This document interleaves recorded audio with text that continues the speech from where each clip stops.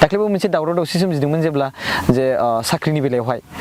माखासे बे ग्रेड 3 आरो ग्रेड 4 खौ लानानै स' बेयाव थिसनथायखौ अनलि आसाम गभर्नमेन्टआसो बेखौ लासिन दायित्व बिटिआर गभर्नमेन्टनि आखायाव गैला 16टा डिपार्टमेन्टखौ दिसपुरा लांबाय बा डिसि जाय जे पावार बेनो बिटिआरआ होजोब्बाय बिटिआर गभर्नमेन्टआ होजोब्बाय बेखौ लानानै गोबां रायजो राजाफ्रा माने गिनाय फैदों आरो एबा बिटिआर गभर्नमेन्टखौ खायसे सुबुंफ्रा बुंदों स' बिनि सायावहाय पाब्लिकफ्रा बुंदों जे बिजेपिआ गभर्निं खालामनो नागिरदों गभर्नमेन्ट खालामनो नागिरदों बिटिआरनि सिङावहाय इउपिफोरखौ नाख्लायनानै सर बिटिआर एकर्डनि गेजेरजों माखासे दफाफोर लिरनाय हिसाबै जों फेसबुकफ्राव ससियेल मिडियाफ्राव सरकारखौ माखासे सुबुंफ्रा बुंदों जे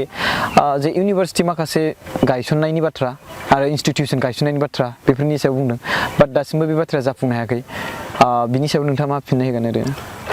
इउपिपिएल जिएसपि आरो लोगोसे बिजेपिजों लोगो नांनानै फ्रेन्ड बा एलायन्स लोगो नांनानै गभर्नमेन्ट दादों जोंनि बे बिटिआर हालामाव स' बेवहाय दा 1 इयार जाबाय सार स' नोंथाङा मा सानो बेवहाय बेसेबांसो एचिभ खालामनो हागौ पाब्लिकनि जिखिनि थांखि जे बिथांमोननि थांखिखौ सुफुंनानै होगोन गभर्नमेन्ट दानाय लोगो लोगोनो स' बे बोसोरसेयाव नोंथांमोना बेसेबां पार्सेन्टसो मावनानै दिन्थिनो हागौ ना दाख्लै बावैसो जोंहा जोंनि सिएम प्रमद बर' सारा माखासे गोबां सुबुंफ्रा 12टा 1टासोआवसो फैयो आरो 10टासोआवसो फैयो डिउटिखौ गानो थाखाय गभर्नमेन्ट साख्रि मावो बिटिसि सेक्रेटारियाव आरो बिनि थाखायनो सारा अफिसखौ बन्द खालामदों 10टासोआव जाय मानसिफ्रा 10टानि गाहायाव फैयो बिथांमोना हाबनो हागोन आरो 10टानि उनाव फैयोब्लाथाय हाबनो हानाय नङा स' बेसेबांसो एफेक्ट जाखो दासिम खुलुमबाय जोंनि बिएम सोदोब चेनेलनि गासैबो रायजो राजाफोरखौ नोंथांमोनखौ दिनैनि बे जों सावरायनो लानाय नैबे कनसेप्टनि सायावहाय जे दिनै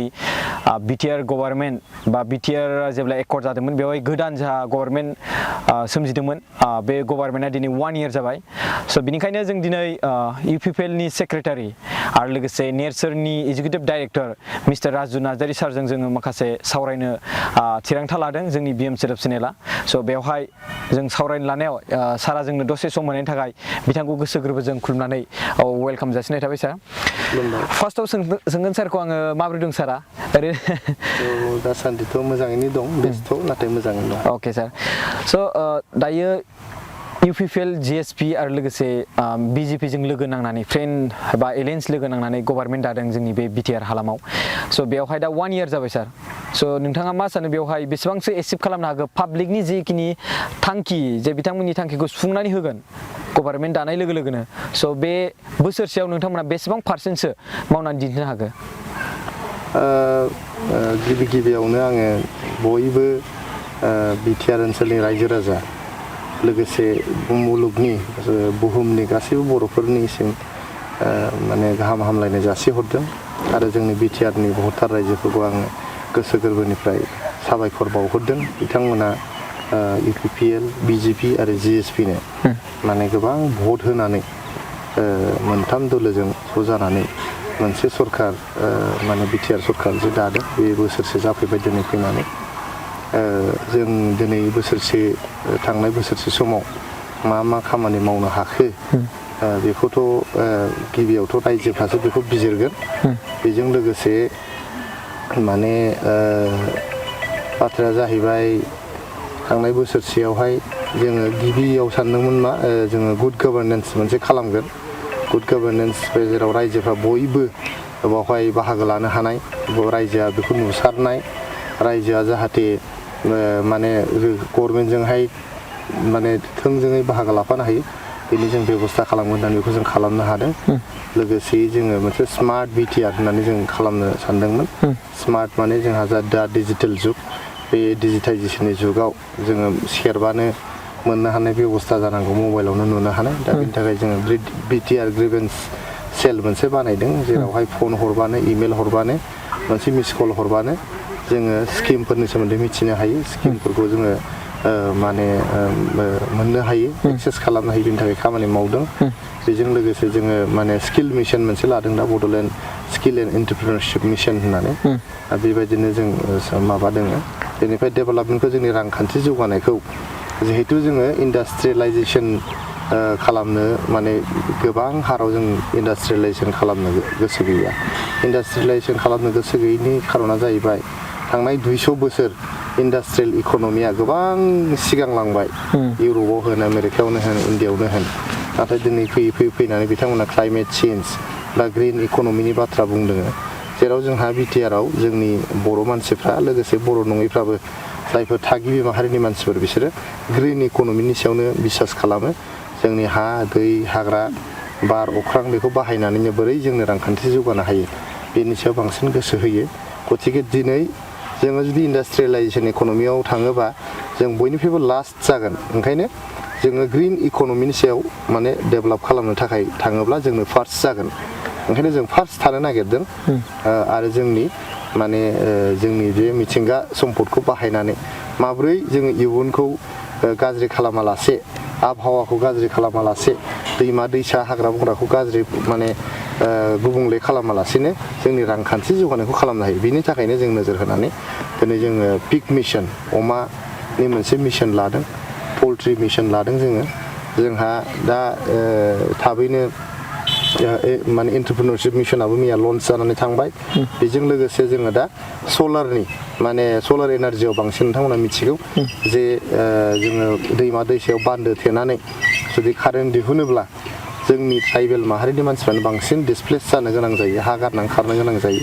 आरो बेखौ जों बे कारेन्टखौ जों मोना गुबुन गिदिर गिदिर कम्पानिफ्रासो बेखौ लानानै थाङो बेनि थाखायनो जोंनाव जाहाथे दैमा दैसायाव सेरखम बान्दो थेनानै मानसि होखारलायनो गोनां जाया बेनि थाखायनो जोङो बांसिन अल्टारनेटिभ एनार्जि बा रिनिउवेबल एनार्जिनि सायाव गोसो होदों दा बेनि सायावनो जोङो बोसोरसे थांनाय बोसोरसे बिटिआर माने गभर्नमेन्टआ मावफुंनो हादों बेजों लोगोसे नोंथांमोना नुबाय जोङो खमसे खम 4,000 बारग' NDBफोरखौहाय माने रिहाबिलिटेसननि पेकेज जोङो होनो हाबाय दासिम 2,000 होबाय माखासेखौ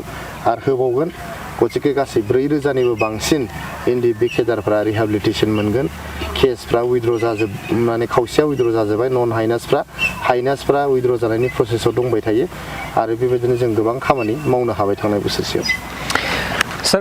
बिटिआर एकर्डनि गेजेरजों माखासे दफाफोर लिरनाय हिसाबै जों फेसबुकफ्राव ससियेल मिडियाफ्राव सरकारखौ माखासे सुबुंफ्रा बुंदों जे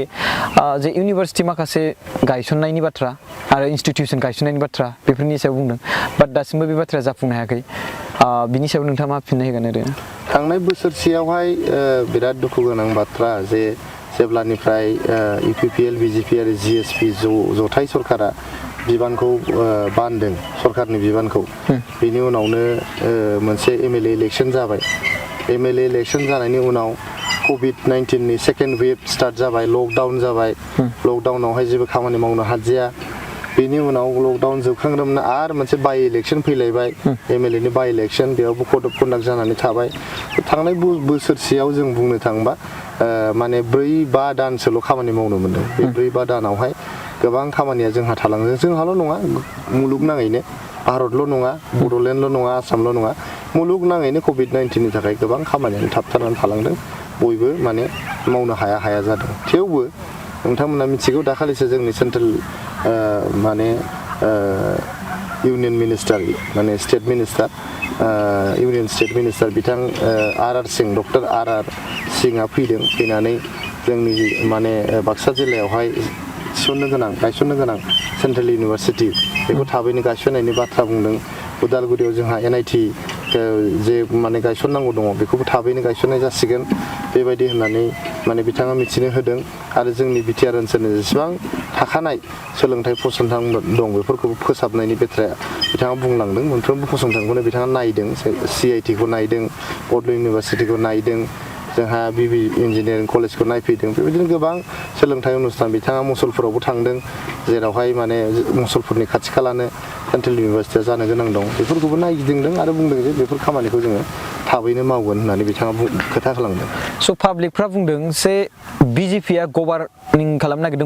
खालामनो नागिरदों बिटिआरनि सिङावहाय UPफोरखौ नाख्लायनानै बे बाथ्राया बानसावनाय बाथ्रा जोंनि हेंथा हान्जाफोर जायफोर दङ मेनलि BPFआ बे बाथ्राखौ बुंदों दा बे मुसलपुराव जोङो जयै मैया बिराद मोजां मोनसे हाबाफारि खुंखांबाय गतिके बावहाय सोरबाया BJPआ लानो नागिरदों सोरबाया GSPआ लानो नागिरदों होननाया बे मोनसे बानसावनायसो बेखौ लानानै जेबो साननांगौ गैया फैगोन 5 बोसोर UPPL BJP आरो GSPनि मोनसे स्टेबल गभर्नमेन्ट BTCआव बा BTRआव जोंहा सोलिगोन बाव रायजोनि गभर्नमेन्ट जागोन गरिब गुन्द्रानि गभर्नमेन्ट जागोन थालांनाय मानसिफोरनि गभर्नमेन्ट जागोन खुनु बाहाय जाख्ल'नाय गैयाजासे बा जेब्लायबो रायजोनि सिन्था खालामनानै बेखौ खालामनाय जागोन दिनैबो बोसोरसे BTR गभर्नमेन्टनि बोसोरसे जानायावहाय जों गोबां बेबायदि डेभेलपमेन्ट खामानि मावग्रा इनस्टिटिउसनफोरजोंहाय MOU साइन खालामदों इउनिसेफजों दिनैहाय मोनसे MOU साइन खालामबाय बेजों लोगोसे सेजिस होननाय मोनसे इनस्टिटिउसन दङ बिथांमोनजोंबो जों MOU दिनैहाय साइन खालामदों बेबायदिनो गोबां जोंनि ओनसोलनि जौगानाय खामानि मावनो जायफ्रा गोदो फैनो गियोमोन दिनै फैनानै जोंनि रायजो राजानि गरिब दुखियानि जौगानायनि खामानि मावनो थाखाय फैगासिनो दङ बिथांमोनखौ जोङो मावनो थाखाय माने लामा दिहुननानै होदों बिथांमोना जोंनि डेभेलपमेन्टनि खामानियाव जोंखौ मोजां मोननानै फैनानै जोंजों दिनै आखाइ हमफैदों जोंनि जौगानाय खामानि मावनो थाखाय जोंजों गोबालायनानै खामानि मावनो बिथांमोना ओंखारदों 16टा डिपार्टमेन्टखौ दिसपुरा लांबाय बा DC जाय जे पावार बेनो BTR होजोब्बाय BTR गभर्नमेन्टआ होजोब्बाय बेखौ लानानै गोबां रायजो राजाफ्रा माने गिनाय फैदों आरो एबा BTR गभर्नमेन्टखौ खायसे सुबुंफ्रा बुंदों स' बिनि सायावहाय बियो माने जोबोद मोनसे मिनिथाव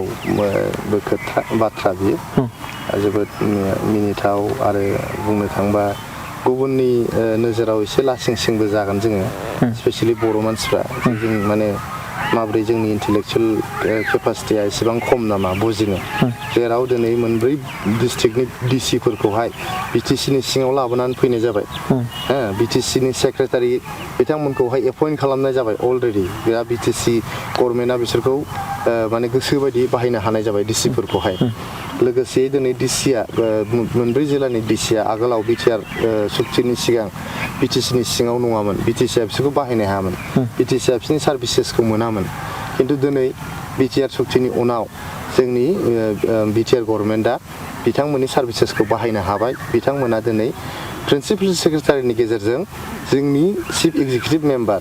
मानगोनां प्रमद बर' सारनो बिथांमोना रिपर्ट होनांगौ DCआनो जा SPआनो जा दिनै BTRनि जोंनि चिफ मानगोनां प्रमद बर' बिथांनो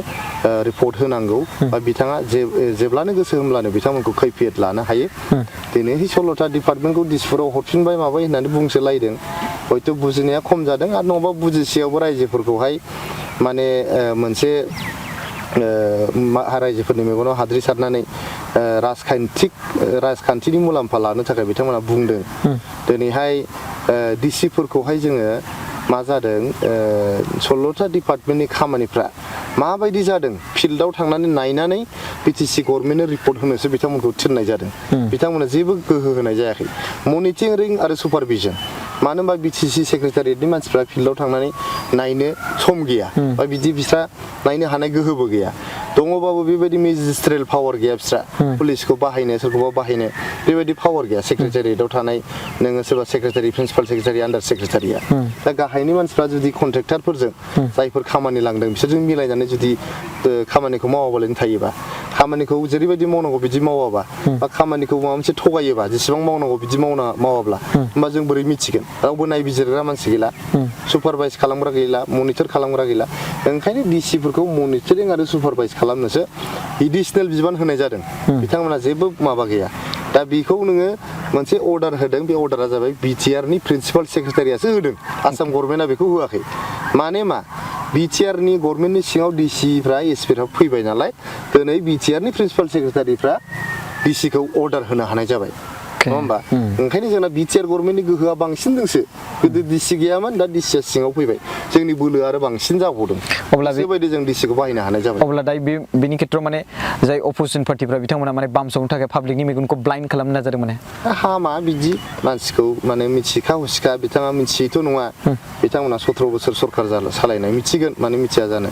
आरो आंहा फोथायनाय दं बिथांमोना बिराद मोजाङै बुजियो बेनि सोमोन्दै खिन्थु रायजोनि गेजेराव लांनो थाखाय एजेन्डा गैया जोंनि सरकारा दाबो बोसोरसेल' जादों बोसोरसेयाव जों 6 मासबो खामानि मावनो मोनाखै बेयावनो दावराव दावसि खालामबालाय मा जानो मावनो हो बोसोरनै बोसोरथाम बिनि उनाव नों नेक्स्ट इलेक्सन जायोबा इलेक्सननि सिगां नों रायजोनि सिगाङाव थांनानै बुङै जों मोजां मावदों ना गाज्रि मावदों रायजोआ गाज्रि मावदोंबा जोंनो भट होनाय नङा मोजां मावदोंबा जोंनो भट होगोन नेक्स्ट इलेक्सनाव दानो मानो दावराव खालामदों बिथांमोना एसे हयथ' गोसो बायदों बिथांमोननि MCLAफ्रा गोबाङानो जोंनावबो APPLआवबो जइन जाबाय BJPआवबो जइन जाबाय दा गथिखे जेबो माने गोहो गैला MLA इलेक्सनावबो जेनजोबनाय जाहैबाय सानै साथामसो दंबावो खिन्थु माखासेयाथ' जेनजोब्बाय दा बिथांमोना एखमबालाय बुङो जे माने एलायन्सआव हाबनोसै होननानै जोंबो बिजेपिजों दं होननानै आरो ओरैहाय रायजोफोरनि गेजेराव गैया होनना बुङोसैलाय मालाबा मिडियायाव बुङो जे जोंबो दं होननानै दा बिथांमोना थांनानै बिजेपिजों जोंबो एलायन्सआव दं होननानै बुंनो हायो खिन्थु UPPL जों एलायन्स दं होननानै बिथांमोना बुंनो गोसो गैया मा प्रब्लेम दं गावजों गाव गावनि हारिनि मानसि जोंबोथ' एखे खामानि मावनानैनो फैनाय नङा होमबा जोंजों मा एलार्जिक दं ओंखायनो बिथांमोनखौ खावलायदों नोंथांमोना क्लियार जानांगौ जोंनि एलायन्सआव दङ ना अपोजिसनाव दङ अपोजिसन जानोबा एसे कनस्ट्राक्टिभ अपोजिसन नङा होमबा एसे माने दाफामलु नोजोरजों बिथांमोना माने हेंथा होनाया मोजां नङा होमबा मोजांखौ मोजां गाज्रिखौ गाज्रि बुंनाया मोजां आरो पाब्लिकफ्रा नेगासिनो दं माब्ला बिटिआरनि आन्डाराव बिटिआर गभर्नमेन्टआ साख्रि थिसनथाइखौ हाबाफारिखौ लागोन आरो लोगोसे दाख्लैबो मोनसे दावराव दावसि सोमजिदोंमोन जेब्ला जे साख्रिनि बेलायावहाय माखासे बे ग्रेड 3 आरो ग्रेड 4 खौ लानानै स' बेयाव थिसनथाइखौ अनलि आसाम गभर्नमेन्टआसो बेखौ लासिन दायित्व बिटिआर गभर्नमेन्टनि आखायाव गैला नोंथाङा बे नटिफिकेसनखौ नायोबा नुगोन जे नटिफिकेसना प्रिन्सिपाल सेक्रेटारिनाव हरनाय बे जाबाय आसाम गभर्नमेन्टआ जोंनि बिजेपि UPPL आरो AGPनि गभर्नमेन्ट आसामावहाय दिसपुराव जोंनाव क'क्राझाराव जाहैबाय UPPL BJP आरो GSP खिन्थु दिसपुराव जाहैबाय जोंना BJP UPPL आरो AGP बे गभर्नमेन्टआ 1 लाख साख्रि होगोन होननानै रायजोनो मोनसे रादाय होदोंमोन बिसायख'थिनि सिगां दा बे डेटाबेस बानायखांनायनि उनावहाय साख्रिखौ जोंना जेसेबां अट'नमास काउन्सिल दङ जोंनि BTRल' नङा कार्बि आंलं अट'नमास काउन्सिल जा डिमा हासाव अट'नमास काउन्सिल जा 6 सिडिउल अट'नमास काउन्सिलफ्रा साख्रिखौ 3rd ग्रेड 4th ग्रेडनिखौ गावनो होखायो गाव होसेयावबो जिहेतु फाइनान्स डिपार्टमेन्टआ जोंनाव गैया जोंनि BTRआव गैया BTC आवबो गैयामोन BTC सिगांनि जायफोर सालायलांदों बिथांमोना मिथियो बिराद मोजाङै जे साख्रि होनोबा जोंनो आसामनि फाइनान्सनि एप्रुभेल नांगौ मानो होनबा जों साख्रिखौ थिसनगोन खिन्थु बेथनाथ' हरनिफ्रायसो फैगोन नङा होमबा दा ओंखायनो बे जिनिसनि थाखाय बिथांमोना सार्भे खालामखानानै रेडि जाखाबायमोन जोङो उनाव साख्रिखौ थिसनबानो जाबायमोन आरोखि इमिडियेटलि साख्रिखौ थिसननो थांगासिनो दं दा बिथाङा जे दावराव दावसि खालामबाय दा जोंनिखौ दोनथ'हरबाय आसाम गभर्नमेन्टआ मोनसे दावराव दावसि खालामदोंबा दे नोंसिनि सार्भेखौ खालामथ'ला होननानै नङा होमबा जास्ट मोनसे जों लेखा हरनांगौमोन जे नैबे बिफानाव जोंहा एथ' उमुक पस्ट जोंहा खालि जानानै दं दा जोंनिखिनिखौ जों मोनबोबायमोन गावसिनि खिनिखौ गावसोर खालामगायोमोन 3rd ग्रेड 4th ग्रेडखौ दा जोंनिया दावराव खालामबाय नालाय आसाम गभर्नमेन्टआ दे होमबालाय नोंसोरनो नाङाबालाय होननानै बेखौ दा दोनथ'हरबाय दा उनाव मा खालामनांसै जोंसो गोदानै बेखौ सार्भे खालामफिननानै आसाम गभर्नमेन्टनो साबमिट खालामफिननांगौ जानोसै दा नङाबा जोंहा जाखाबायमोन जोबखाबायमोन प्रसेसा दा बिथांमोना दावराव खालामग्रोबाय मा खालामनो बिनि थाखायनो लेट जासिगोन बे एसे डिले जागोन खिन्थु बे जिनिसा जागोन जोंनो सार्भे खालामनानै बे जिनिसखौ खालामफिनगोन आरो मोनसे गोदान नटिफिकेसनबो आसाम गभर्नमेन्टआ हरबाय जे 3rd ग्रेड 4th ग्रेडनि साख्रिखौहाय माने BTR काउन्सिलानो होनो हागोन होननानै बिथांमोना अलरेडि दाखालि गोदान मोनसे लाइजाम हरबाय जोबथानायाव सारजों जों मोनसेल' कुइसन सोंनो नागिरदों आरोना दाख्लै बावैसो जोंहा जोंनि CM प्रमद बर' सारा माखासे गोबां सुबुंफ्रा 12टा 1टासोआवसो फैयो आरो 10टासोआवसो फैयो डिउटिखौ गानो थाखाय गभर्नमेन्ट साख्रि मावो BTC सेक्रेटारियाव आरो बिनि थाखायनो सारा अफिसखौ बन्द खालामदों 10टासोआव जाय मानसिफ्रा 10टानि गाहायाव फैयो बिथांमोना हाबनो हागोन आरो 10टानि उनाव फैयोब्लाथाय हाबनो हानाय नङा स' मा बेसेबांसो एफेक्ट जाखो दासिम बेवहाय मोनसे खोथाया मा बयबो नङा दा माखासेया माने मासे नायानो दैखौ गुबुंले खालामो होननाय बायदि माने गोबाङानो माने टाइमाव फैया सरकारि कर्मचारि जाबाय जखन नों साखरियाल जाबाय जखन रायजोनि टेक्सजों नोङो दिनै दानारि मोनो नङा होमबा नोंनि बेथनखौ मोनो गतिके बे रायजोनि जे खाजोनाजों माने नोंथांनि बेथनखौ होनाय जायो जेथिया नोंथाङा रायजोनि थाखाय खामानि मावनांगोन दा टाइमाव फैनांगोन दा बे सिगांनि सरकारफ्रा बेफोर बिथिङाव नोजोर होआखिसै मोनसे कालसार बायदि जालांबाय जे अफिसाव थांबाबो रावबो नायग्रा गैया थाङाबाबो रावबो नायग्रा गैया खिन्थु दिनै जोंनि UPPLनि सरकारा बेखौ जों सानाखै जिहेतु जोङो मोनसे गुड गभर्नेन्स मोजां मोनसे खुंथाय गायसननो नागिरदों बेयाव साफ्रोमबोनि हेफाजाबखौ नांगोन चौकिदारनिफ्राय लानानै पियननिफ्राय लानानै खेरानिफ्राय अफिसार EM सिप बयबो मोनसे हाबा हारिमुआव नांथाबनांगोन वार्क कालचार मोनसे लाबोफिननांगोन गतिके दिनै गोबां सम होबोनाय जाबाय सोलायनो थाखाय नोंथांमोना टाइमाव फैनानै गोबां बुंनाय जाबाय थेवबो मानिया माखासे मानसिया माखासेयाथ' बिराद मावो दा मावग्रायाल' मावबाय थानोसै मावैया आरामै थाबाय थानोसै बिदिथ' जाया बेखायनो दिनै उफाय गैयैयाव जोंनि मानगोनां BTR नि चिफ प्रमद बर' बिथाङा 10टानि सिगांनो जायफोर फैगोन बिसोर हाबनो मोनगोन 10टानि उनाव फैयोबा हाबनो मोनला आरो बिथांमोनखौ जों एबसेन्ट होनाय जागोन आरो बिथांमोननि दान बान्थाखौ जोङो दाननाय जागोन होननानै मोनसे थांखि लादों बियो सोरखौबा माने पानिशमेन्ट होनो थाखाय नङा जोंनि वार्क कालचारखौ लाबोफिननो थाखायसो जों जाहाथे रायजोनि खामानि मावनो हायो गरिब दुखियानि खामानि मावनो हायो आरो जोङो जौगानायनि हाबाफारि लानो हायो आरो मोनसे